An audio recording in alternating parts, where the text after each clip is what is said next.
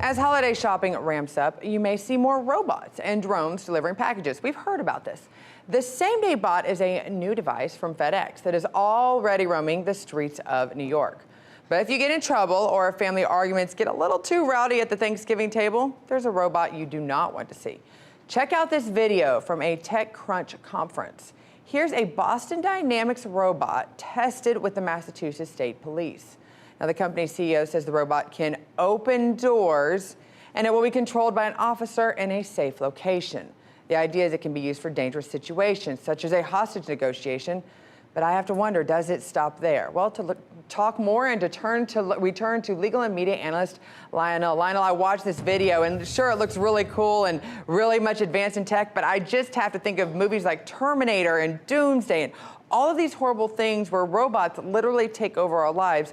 So as a citizen, I just have to wonder, what are your rights if a law enforcement robot and not a human cop knocks on your door just like the video we just saw? Well, first, if I could, can we back up just a second and stop saying robot? Okay. I know we're saying, but no, I mean, not, that's what we call it. Robots don't bother me. Robots are great. Robots are terrific. Robots are robots. Artificial intelligence, that's the story. And by the way, you notice how these things are made to look like dogs? You know they don't have to.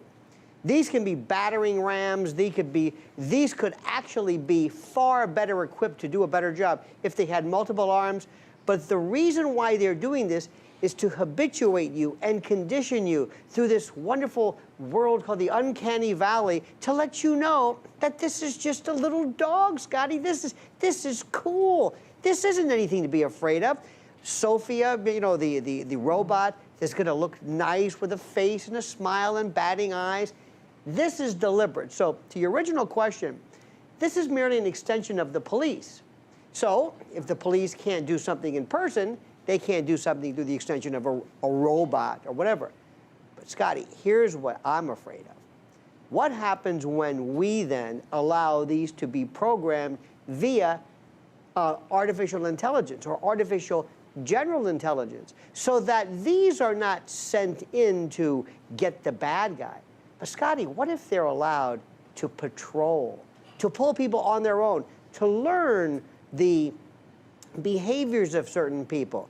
Could they be profiling? Would certain ethnicities be more prone to being stopped?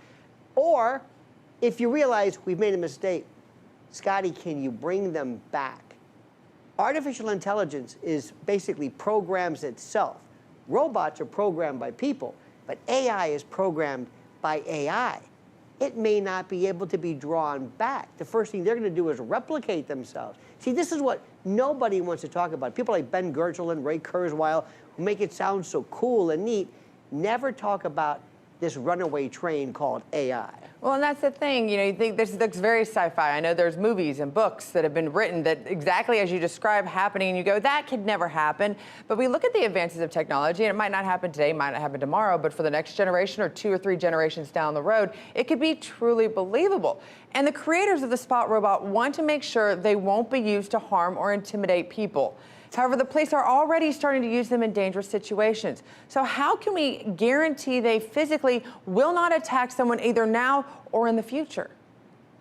Oh, I love when they say that our intention is that this never gets out of control. Remember one thing, another one of Lionel's laws, Scotty, if you're reading about it now, it's 5 years old. This is already old. They've already got this. This is already done. And by the way, Boston Dynamics, who owns that? Who bought that? Google Plus, Google, DARPA. I mean, this idea, keep in mind who these players are and who these people are. But you ask a very good question, which is what I'm saying. Can we stop these? Can you basically take your, delete that app or say, all right, that's enough, cute little dog. Now you're going in and you're doing things on its own. What if this little cute dog right now, or whatever you think this thing is, on its own, Scotty, feels that that police or resources have not been used aggressively enough? Now, let me just say that. What if this artificial intelligence, on its own, this Fido Spot, whatever you want to call it, decides that they have to up the notch? not necessarily programmed to understand or appreciate the Constitution, Terry against Ohio, Fourth Amendment, things like that. How do we call them back? And what do we do after they've already replicated themselves through other means? That's the issue. Well, and when they do something wrong, or if there is a malfunction, how do we hold them accountable? What, just take away their batteries? Precisely. That's and what who's liable? Precisely. Exactly, and who's the one that actually pulls them out? Thank you so much, Lionel, for giving us a little bit of peek into the future and our legal rights. Thank you. It's hard to clear through the debris and get right down to the nitty-gritty that is real news. New details are coming to light in the case of Jeffrey Epstein as more Spread between the 2-year Treasury yield and the 10-year Treasury yield. Several hundred students are staging a sit-in. the Amazon rainforest, and the blame game is underway. It's time for RT America. So go ahead and hit that subscribe button.